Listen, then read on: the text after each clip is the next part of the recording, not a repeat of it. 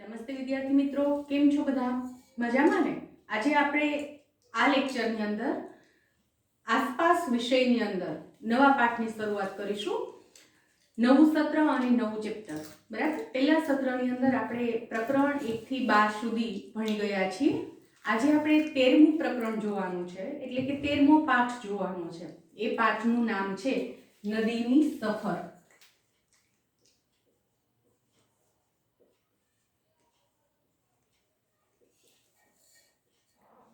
પાઠનું નામ સાંભળ્યા પછી 1 મિનિટ આપણને એવો વિચાર આવે કે નદીની સફર. સફર એટલે મુસાફરી. તો શું નદી છે મુસાફરી કરે છે?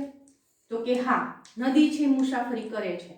કારણ કે નદીનું ઉદ્ગમ સ્થાન અલગ હોય છે અને નદી જ્યાં સમુદ્રમાં ભળી જાય છે ત્યાં એમનું અંતઃબિંદુ અથવા તો અંત જ્યાં વિલીનીકરણ થાય છે તે જગ્યા અલગ હોય છે.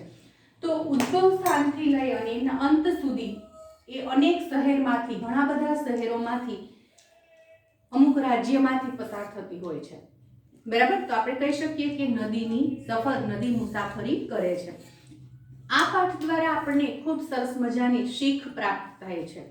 બરાબર, નદીની સફર દ્વારા. આજે હું એક સરસ મજાનું ચિત્ર ડ્રો કરીશ અને એ ચિત્રના આધારે આપણે એક સરસ મજાની વાર્તા બનાવવાની છે અને એ વાર્તા આપણને શું શીખવે છે એ આપણે જોવાનું છે.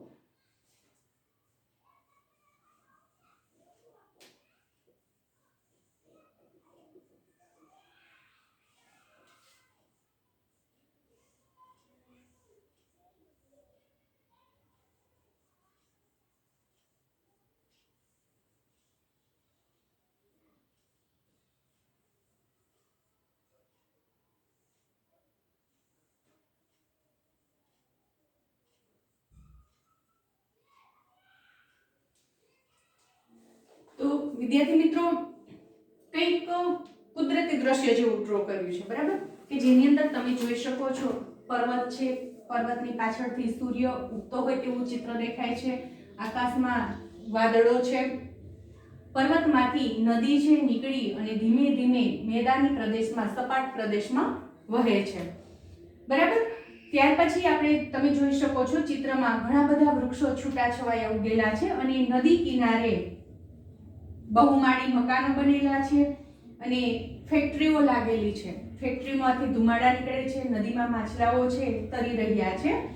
તો આવું સરસ મજાનું ચિત્ર છે. તો આના ઉપરથી આપણે એક વાર્તા બનાવવાની છે. તો વાર્તા કંઈક એવી બનશે.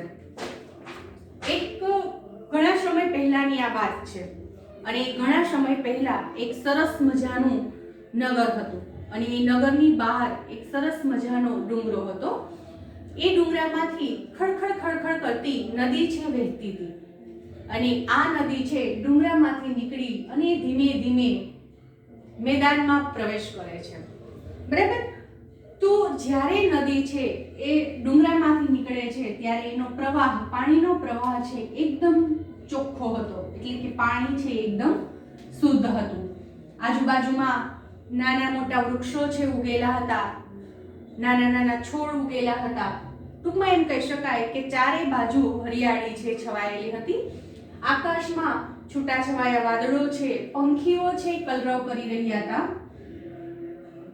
બરાબર. તો પંખીઓ છે એ પણ કલરવ કરી રહ્યા છે. તો આવું સરસ મજાનું સુંદર એવું વાતાવરણ છે.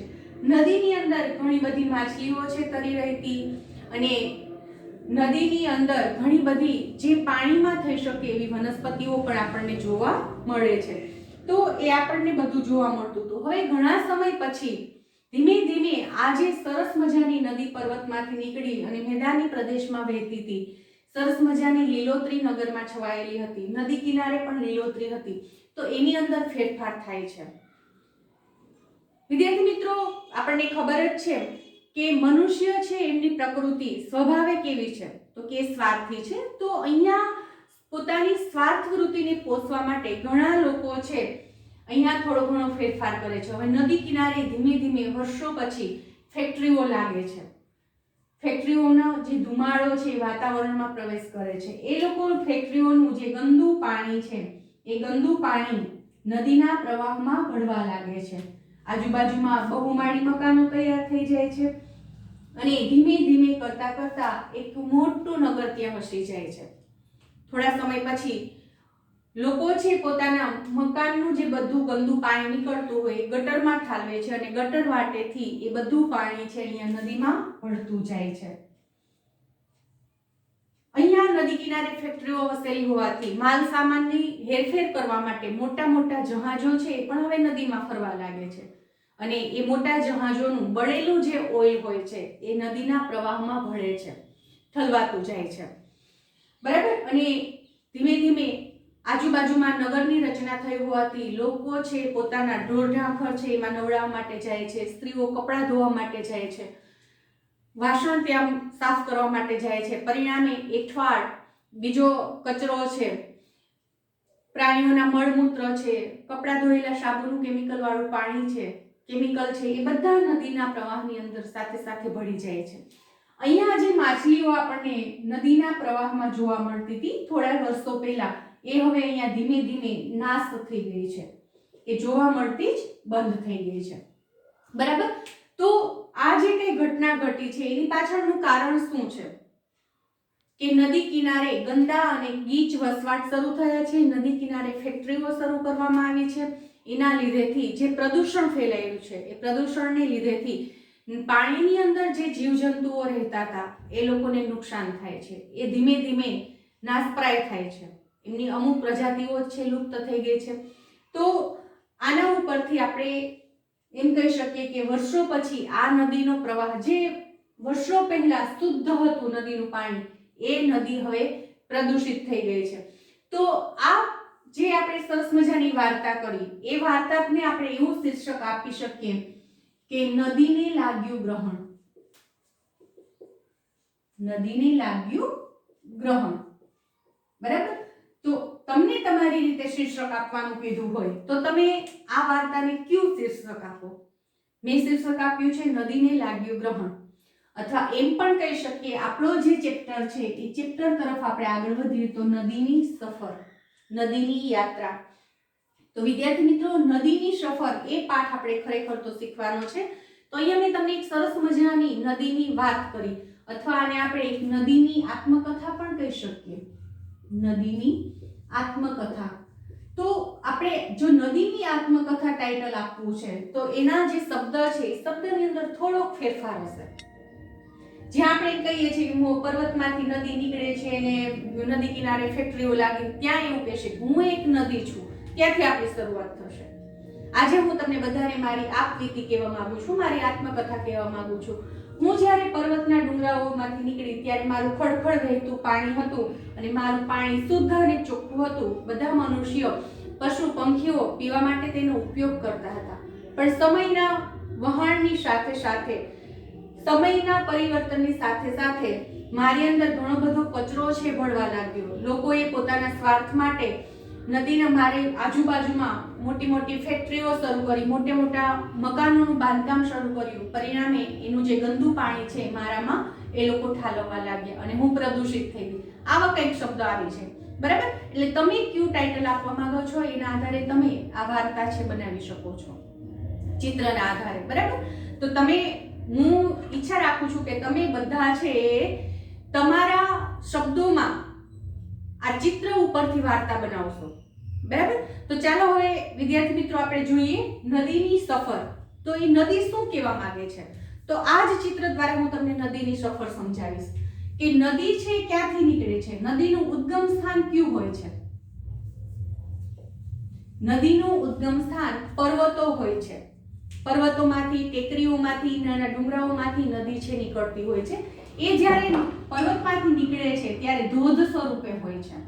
પછી ધીમે ધીમે ધીમે ધીમે એ મેદાનમાં પ્રવેશ કરે છે, બરાબર? મેદાનમાં પ્રવેશ કરતા એનો પ્રવાહ છે ધીમે ધીમે સ્થિર થાય છે અને જ્યાં પ્રવાહ એનો સ્થિર થાય છે ત્યાં આપણને માછલાઓ છે જોવા મળતા હોય છે, કાચબાઓ જોવા મળતા હોય છે, કરચલા જોવા મળતા હોય છે, મગર જોવા મળતી હોય છે.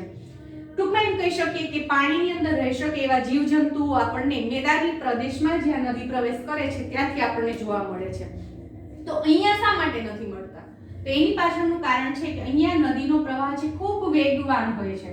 એટલે વેગીલા પ્રવાહની અંદર આવા પ્રાણીઓ છે રહી શકતા નથી, પરિણામે ત્યાં જોવા મળતા નથી. હવે જ્યારે નદી અહીંથી નીકળે છે પર્વતમાંથી ત્યારે એનું પાણી એકદમ ચોખ્ખું હોય છે. કેવું હોય છે? શુદ્ધ પાણી હોય છે, તાજું પાણી હોય છે કે પાણીની અંદર તમે તમારો ફેસ જુઓ તો તમારું પ્રતિબિંબ તમને સ્પષ્ટ રીતે દેખાઈ શકે એવું હોય છે. પછી ધીમે ધીમે એ પાણી છે પ્રદૂષિત બને છે. અહીંયા પાણી છે કેવું હોય છે?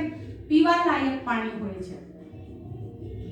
પછી ધીમે ધીમે એ પાણી છે પ્રદૂષિત થતું જાય છે અને એ પાણી છે પી શકાય તેવું હોતું નથી. એની પાછળનું કારણ તો કે નદી કિનારે જે કેમિકલ ફેક્ટરીઓ લાગેલી છે, મોટા મોટા કારખાના લાગેલા છે અને એમાં જે વપરાતું પાણી છે એ દૂષિત પાણી હોય છે, કેમિકલ વાળું પાણી હોય છે. એ પાણી નદીમાં ઠાલવવામાં આવે છે. પરિણામે એ કેમિકલને લીધેથી નદીનું પાણી છે પ્રદૂષિત થાય છે અને એના કેમિકલને લીધેથી નદીની અંદર જે જીવજંતુઓ આપણને જોવા મળે છે એ ધીમે ધીમે નાશ પામે છે, બરાબર? બીજું, નદી કિનારે વસવાટો શરૂ થાય છે, ફેક્ટરીઓ લાગે છે, લોકો કામ કરવા માટે આવે છે, પછી એમની કારખાનું નજીક થાય એના માટે એ લોકો નજીકમાં જ રહેઠાણ બનાવે છે અને પરિણામે એ લોકો છે પોતાના ઉપયોગ માટે પણ આ નદીના પાણીનો યુઝ કરે છે અને આ નદીની અંદર પોતાના ઘર વપરાશનું જે પાણી છે, ગંદુ પાણી હોય છે, એ ગટરમાં કાઢે છે અને ગટરનું બધું પાણી ભેગું થાય અને એ નદીના પ્રવાહમાં ઠલવાય છે. પરિણામે નદી છે પ્રદૂષિત બને છે. હવે આપણને પ્રશ્ન એમ થાય કે નદીની સફર દ્વારા આપણને શું શીખવવા માંગે છે? તો વિદ્યાર્થી મિત્રો, અહીંયા જુઓ છો તમે કે જ્યારે પાણીનો પ્રવાહ નદી છે પર્વતમાંથી નીકળે છે ત્યારે ચોખ્ખી હોય છે, પછી ધીમે ધીમે પ્રદૂષિત થતી જાય છે, બરાબર? તો એ પ્રદૂષિત નદીના જે પાણી છે એ પાણી આપણને ઉપયોગમાં આવતું નથી. એ કેમિકલ વાળું પાણી ધીમે ધીમે તળમાં પણ બેસે છે અને આજુબાજુના વિસ્તારનું પાણી છે એ પણ ગંદુ થાય છે. કારણ કે અત્યારે આપણે બોર દ્વારા, કુવા દ્વારા એ પાણી છે તળમાંથી પાણી છે બહાર કાઢતા હોઈએ છીએ. તો આ કેમિકલ વાળું પાણી છે એ જ આપણે જ્યારે બોર કરીએ છીએ ત્યારે એમાં બહાર નીકળે છે. વિદ્યાર્થી મિત્રો, તમને ખ્યાલ હશે કે જેતપુરનો ડાઇંગ ઉદ્યોગ, બરાબર? ત્યાં કોટનનું કાપડ તૈયાર થાય છે. જે કોટનના ડ્રેસ, બેડશીટ આપણે યુઝ કરીએ છીએ એ જેતપુરમાં તૈયાર થાય છે. તો એ જે કારખાનામાં જે પાણીનો વપરાશ થાય છે, પછી એ પાણી જ્યારે બહાર કાઢે છે ને ત્યારે કેમિકલ યુક્ત પાણી હોય છે, અને એ કેમિકલ યુક્ત પાણી જેતપુરના કારખાના વાળા બધા આજુબાજુની જે નદીઓ છે એમાં ઠાલવે છે. પરિણામે એ નદીનું પાણી એકદમ લાલ સિલિકેટ વાળું પાણી એને કહેવાય છે, સિલિકેટ વાળું થઈ ગયું છે. પરિણામે એ પાણી નદીમાં ઠલવાતા નદીનું પાણી ધીમે ધીમે એનો પ્રવાહ છે વહેતો હોય અને ધીમે ધીમે આગળ જતા એ દરિયાને મળી જતું હોય, પણ એમ છતાં પણ એ પાણી છે ધીમે ધીમે તળમાં બેસતું જાય છે અને આજુબાજુના જે ખેતરો છે, ખેતરોમાં જે કુવા છે ત્યાં પણ આવું લાલ પાણી આપણને જોવા મળે છે. બરાબર. તો એ ફક્ત આપણને એક જેતપુર શહેરમાં વિકસિત થયેલા ઉદ્યોગને લીધેથી આપણને જોવા મળે છે. તો આવા તો નદી કિનારે ઘણા બધા કેમિકલ કારખાનાઓ, ફેક્ટરીઓ બધું લાગેલું છે અને એ બધા પોતાના કારખાનાનું ગંદુ પાણી છે નદીના પ્રવાહમાં ઠાલવે છે. તો એના લીધેથી ઘણું બધું નુકસાન થાય છે. નદીનું પાણી જે શુદ્ધ હોય તો આપણે એને ખેતીવાડીના ઉપયોગમાં પિયત તરીકે ઉપયોગમાં લઈ શકીએ છીએ, પણ પ્રદૂષિત પાણી આપણે પિયત તરીકે ઉપયોગમાં લઈ શકતા નથી. હવે આપણને પ્રશ્ન એ થાય કે નદીને શુદ્ધ રાખવા માટે આપણે શું કરી શકીએ? આપણી રીતે આપણે એમાં કંઈ કરી શકીએ? તો કે હા, કરી શકીએ કે કારખાનાનું જે પાણી છે, પ્રદૂષિત પાણી છે, એને શુદ્ધિકરણ કરી અને પછી જ એને નદીમાં ઠાલવવું જોઈએ. ગટરનું જે પાણી, ગંદુ પાણી છે, એ ગંદુ પાણી છે એને પણ શુદ્ધ કર્યા પછી જ એને નદીમાં ઠાલવવું જોઈએ. નદી કિનારે ક્યાંય કચરો કરવો જોઈએ નહીં. આપણે વેફર્સ આ તે બધું ખાઈએ અને રેપર છે એ પણ આપણે પાણીના પ્રવાહમાં નાખવા જોઈએ નહીં. બરાબર. તો આવું બધું છે આપણે કરી શકીએ છીએ. આપણે નદી કિનારે વાસણ સાફ કરવા ન જોઈએ, કપડાં ધોવા ન જોઈએ, ત્યાં આપણા ઢોરઢાંખરને ત્યાં નવડાવવા ન જોઈએ, કારણ કે ઢોરઢાંખરને એમાં નવડાવીએ છીએ તો એમાં જ મળમૂત્ર કરે છે અને એના લીધેથી પણ નદીનું પાણી છે પ્રદૂષિત થતું હોય છે. તો નદીની સફર, નદી જ્યારે નીકળે છે ત્યારે પર્વતીય વિસ્તારમાંથી નીકળે છે, ધીમે ધીમે એ મેદાની પ્રદેશમાં પ્રવેશ કરે છે, પોતાની સાથે કાંપ ઘસડીને લાવે છે અને એના લીધેથી ફળદ્રુપ કાંપના મેદાનો પણ તૈયાર કરે છે નદી છે, અને જેમાં આપણે ખેતી કરી અને એ ઉપયોગ કરીએ છીએ મેદાનનો. મેદાની પ્રદેશમાં આપણે વસવાટ પણ કરીએ છીએ. બરાબર. પછી નદી છે એક શહેરમાંથી બીજા શહેરમાં, ત્રીજા શહેરમાં એમ કરતા કરતા એ સમુદ્રને મળી જાય છે અને ત્યાં નદીનો અંત થાય છે. તો વિદ્યાર્થી મિત્રો, બધી જ નદીઓ છે એ પર્વતમાંથી નીકળી અને સમુદ્રને નથી મળતી. ઘણી બધી નદીઓ એવી છે કે જે રસ્તામાં જ સુકાઈ જાય છે, સમુદ્રને નથી મળતી. તો રસ્તામાં સુકાઈ જતી જે નદીઓ છે એને અંતઃસ્થ નદીઓ કહેવાય છે. શું કહેવાય? અંતઃસ્થ નદીઓ. અને જે આ અંતઃસ્થ નદીઓ છે એનું બીજું નામ છે કુવારિકા નદી. કુવારિકા નદીઓ. બરાબર. તો જે નદીઓ દરિયાને નથી મળતી ને રસ્તામાં સુકાઈ જાય એવી નદીને અંતઃસ્થ નદી અથવા કુવારિકા નદીઓ કહેવાય છે. અને ઘણી બધી નદીઓ છે એ દરિયામાં ભળી જાય છે ને ત્યાં એમનો અંત થઈ જાય છે. બરાબર. તો આ વાત થઈ આપણે નદીની સફર.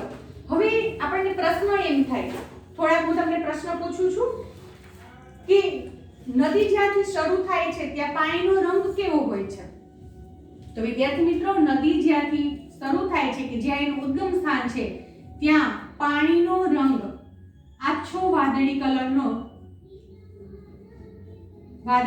હોય છે. ટૂંકમાં એમ કહી શકીએ સફેદ જેવું પાણી હોય છે, શુદ્ધ પાણી હોય છે. બરાબર. જે હમણાં મેં તમને વાત કરી કે એની અંદર તમે તમારું પ્રતિબિંબ પણ જોઈ શકો છો. પછી નદીમાં ક્યાંક ખૂબ જ માછલીઓ છે તો ક્યાંક ઓછી અને કેટલીક જગ્યાએ તો મરેલી માછલીઓ પણ છે. આ માટેનું શું કારણ હોઈ શકે? જો મેં તમને જે સમજૂતી આપી એના આધારે જ આ પ્રશ્ન છે. બરાબર. તો તમે આસાનીથી જવાબ આપી શકો. છતાં પણ હું રિપીટ કરું છું કે નદીની અંદર ક્યાંક ખૂબ જ માછલીઓ જોવા મળે છે, ક્યાંક ઓછી માછલીઓ જોવા મળે છે, ને ક્યાંક મરેલી માછલીઓ જોવા મળે છે, ને ક્યાંક તો છે જ નહીં. એનું કારણ શું? તો કે નદીનો જ્યાં પ્રવાહ ધોધ રૂપે છે ત્યાં આપણને માછલીઓ જોવા મળતી નથી, કારણ કે પાણીનો જે વેગ છે ખૂબ પ્રચંડ વેગ છે, એની અંદર આમ માછલીઓ કે અન્ય જીવજંતુઓ રહી શકતા નથી. પછી જે જગ્યાએ વધારે માછલીઓ છે ત્યાં એનું પાછળનું કારણ છે કે ત્યાં નદીનું પાણી શુદ્ધ છે, એટલે આવા જીવજંતુઓ છે એની અંદર રહી શકે છે. અમુક જગ્યાએ માછલીઓ મરી ગયેલી જોવા મળે છે, તો એની પાછળનું કારણ છે કે નદીની અંદર ઠલવાતું જે દૂષિત પાણી છે, કેમિકલ યુક્ત પાણી છે, એ પાણીની અંદર માછલીઓ જીવિત રહી શકતી નથી. પરિણામે માછલીઓ ત્યાં મરેલી જોવા મળે છે. અને એક સમય એવો આવે છે કે માછલીઓ આ કેમિકલ યુક્ત પાણીમાં મરી જાય છે. પરિણામે આગળ જતા માછલીઓ આપણને જોવા જ મળતી નથી. બરાબર. ત્યાર પછીનો પ્રશ્ન છે, નદી ગામમાં પહોંચે તે પહેલા તેમાં શું જોઈ શકાય છે? નદી ગામની અંદર પહોંચે એ પહેલા એમાં શું જોઈ શકાય? તો નદી ગામની અંદર પહોંચે છે એ પહેલા આપણને નદીની અંદર માછલાઓ, કાચબાઓ, મગર, નાના મોટા બીજા જે કરચલાઓ આ તે વગેરે આપણને એમાં જોઈ શકાય છે. બરાબર. હવે પ્રશ્ન બીજો કે નદી છે ગામમાં પહોંચી જાય છે ત્યાર પછી શા માટે આવા જીવજંતુઓ નથી જોઈ શકાતા પાણીની અંદર? તો એની પાછળનું કારણ એ કે નદી જ્યારે ગામમાં પ્રવેશ કરે છે ત્યારે નદી કિનારે જે આપણે ફેક્ટરીઓ બનાવી છે એ ફેક્ટરીઓ કેમિકલ યુક્ત ગંદુ પાણી નદીમાં ઠાલવે છે. નદી કિનારે જે રહેઠાણ થયા છે, મોટા મોટા બહુમાળી મકાનો થયા છે, એ મકાનોમાંથી નીકળતું વપરાશ થઈને નીકળતું ગંદુ પાણી એ પણ નદીમાં ઠાલવવામાં આવે છે. પરિણામે નદી છે ત્યાંથી પ્રદૂષિત થાય છે અને એ પ્રદૂષણની અંદર જીવજંતુઓ પોતાનું અસ્તિત્વ ટકાવી શકતા નથી. એટલે ગામમાં પ્રવેશ થયા પછી નદીની અંદર આવા જળચર જીવ છે આપણને જોવા મળતા નથી અથવા તો જોઈ શકતા નથી. જો ત્યાર પછીનો પ્રશ્ન છે, જો તમારે પાણી પીવું હોય તો નદીના કયા ભાગમાંથી તમે પાણી પીવાનું પસંદ કરશો? નદીનું પાણી આપણે એમ કહીએ છીએ કે નદીનું પાણી પીવાલાયક હોય છે, તો નદીનું પાણી તમારે આમાંથી પીવું છે તો તમે કયા ભાગનું પાણી પસંદ કરશો? તો હું એમ કહીશ કે નદી જ્યાંથી એનું ઉદ્ગમ સ્થાન છે ત્યાંથી અમુક અંતર સુધીમાં જ નદીનું પાણી છે એ પીવાલાયક હોય છે. એટલે ત્યાં જ એનો ઉપયોગ કરી શકાય, પછી એનો ઉપયોગ કરી શકાય નહીં. બરાબર. કારણ કે નદીની અંદર ઘણા બધા કચરાઓ છે એમાં ઠલવાયા હોય છે એટલે પાણી અશુદ્ધ થયું હોય છે. પરિણામે નદીનો પ્રવાહ જ્યારે આગળ વધી જાય છે ત્યાંથી એ પાણી પીવા લાયક રહેતું નથી. બરાબર. તો હવે છેલ્લો એક પ્રશ્ન છે કે નદી છે એક જગ્યાએ દરિયાને મળી જાય છે, એટલે કે નદીનો અંત દરિયામાં થાય છે. તો તમે કોઈ એવો દરિયો જોયો છે? જો તમે જોયો હોય તો એનું નામ લખો. તો હું કહીશ, મેં જે દરિયા જોયા છે એ પ્રમાણે મેં સોમનાથનો દરિયો જોયો છે, મેં ચોરવાડનો દરિયો જોયો છે, મેં મુંબઈનો દરિયો જોયો છે, મેં દ્વારકાનો દરિયો જોયો છે. બરાબર. તો મેં આ રીતે ઘણા બધા દરિયાની મુલાકાત લીધી છે. ટૂંકમાં એ દરિયા કિનારે હું ફરવા માટે ગઈ છું. તો તમે જે દરિયા કિનારે ફરવા માટે ગયા હોય, જે જોયો હોય એના નામ છે તમે લખી શકો છો. વિદ્યાર્થી મિત્રો, એક ખાસ મારે કહેવાનું છે કે નદી છે આપણને ઘણી બધી રીતે ઉપયોગી છે. બરાબર. તો હવે તમને એમ પ્રશ્ન પૂછાય કે નદીને લોકમાતા કહેવામાં આવે છે શા માટે? તો તમે શું જવાબ લખશો? તો કે નદી છે આપણને ઘણી બધી રીતે ઉપયોગી થતી હોવાથી આપણે નદીને લોકમાતા કહીએ છીએ. તો નદીના ઉપયોગ ક્યાં ક્યાં છે? તો નદી છે આપણને પીવાલાયક પાણી છે પૂરું પાડે છે. નદી છે એમના પોતાના પ્રવાહની સાથે કાપ અને સેન્દ્રીય પદાર્થો છે ઘસડીને લાવે છે, જે પ્રવાહ ધીમે ધીમે મેદાની પ્રદેશમાં સ્થિર થાય છે અને ત્યાં વિશાળ કાપના ફળદ્રુપ મેદાનો તૈયાર કરે છે. અને એ ફળદ્રુપ મેદાનની અંદર આપણે અનાજ છે ઉત્પન્ન કરીએ છીએ અને એ અનાજ આપણને ખાવામાં ઉપયોગી થાય છે. ત્રીજો ઉપયોગ, નદી છે આપણને વહાણવટા માટે ઉપયોગી છે. જ્યાં એમનો પ્રવાહ સ્થિર છે ત્યાં આપણે વહાણવટા તરીકે પણ નદીનો ઉપયોગ કરીએ છીએ. બીજું, નદીની અંદર માછલાઓ હોય છે, એ માછલાઓમાંથી આપણે મત્સ્ય ઉદ્યોગનો વિકાસ કરી શકીએ છીએ. માછલાનું જે તેલ છે, કોડ લીવર જેને કહીએ છીએ, એ દવાઓમાં પણ એનો ઉપયોગ થાય છે. બરાબર. પછી આ ઉપરાંત નદીની અંદરથી આપણને ઘણી બધી કિંમતી ચીજ વસ્તુઓ પણ પ્રાપ્ત થાય છે. જેમ દરિયામાંથી પ્રાપ્ત થાય છે એવી જ રીતે નદીમાંથી પણ આપણને પ્રાપ્ત થાય છે. નદીનું પાણી છે આપણે પિયત તરીકે પણ ઉપયોગમાં લઈ શકીએ છીએ.